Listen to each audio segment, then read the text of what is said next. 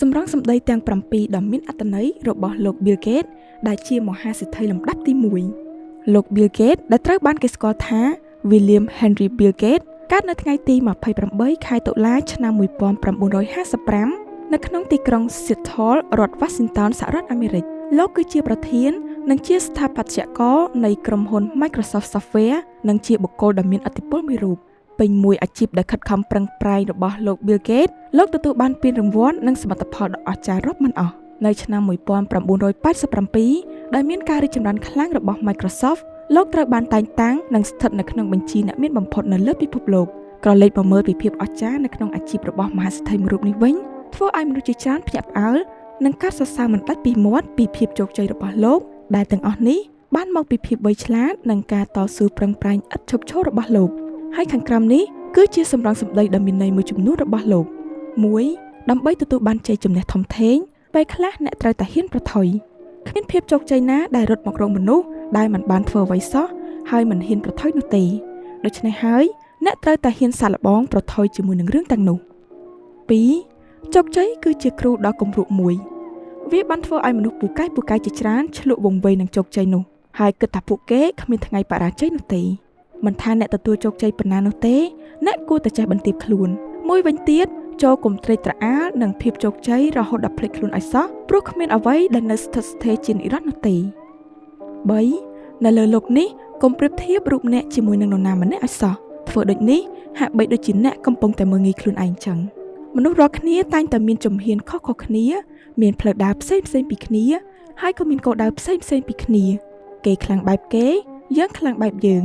ដូច្នេះកុំធ្វើការប្រៀបធៀបខ្លួនឯងជាមួយអ្នកដទៃឲ្យសោះ 4. បើខ្វះដើមទុនរកស៊ីអាចខ្ចីគេបានប៉ុន្តែបើខ្វះជំនឿចិត្តខ្ចីគេមិនបាននោះទេ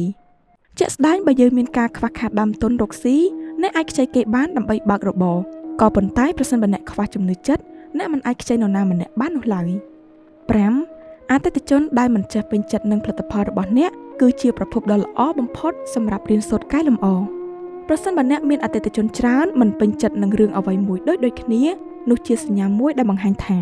អ្នកត្រូវធ្វើការផ្លាស់ប្ដូរដោយខានមិនបានមានមនុស្សមួយចំនួននិយាយថាអ្នកមិនចាំបាច់ខ្វល់ថានរណានិយាយអីពីអ្នកនោះទេដំបូលមានបែបនេះអាចថាល្អពេលដែលអ្នកឮការរិះគន់ពីមនុស្សចម្លែក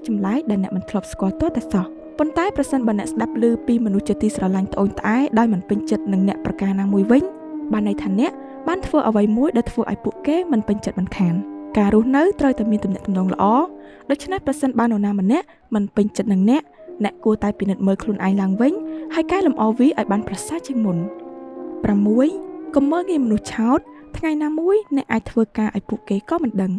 ជួនកាលមនុស្សដ៏ឆោតម្នាក់ដែលធ្លាប់តែត្រូវបានគេមើលងាយមើលថោកអាចក្លាយទៅជាមនុស្សម្នាក់ដែលល្បីល្បាញគួរឲ្យស្ញប់ស្ញែងនិងមានប្រាក់ចាយមិនអស់ឬជួនកាលក្លាយជាចៅហ្វាយរបស់អ្នកក៏ថាបានគួរតែគោរពគ្នាទៅវិញទៅមកមិនថាអ្នកមានឋានៈឬក្នុងស្ថានភាពយ៉ាងណាក្តីព្យាយាមកសាងទំនាក់ទំនងល្អតាមតែអ្នកអាចធ្វើបាននោះអ្នកមិនត្រឹមតែមិននៅឯកោទេតែថែមទាំងមានអ្នកតាមជួយគ្រប់ពេលមានអាសន្នទៀតផង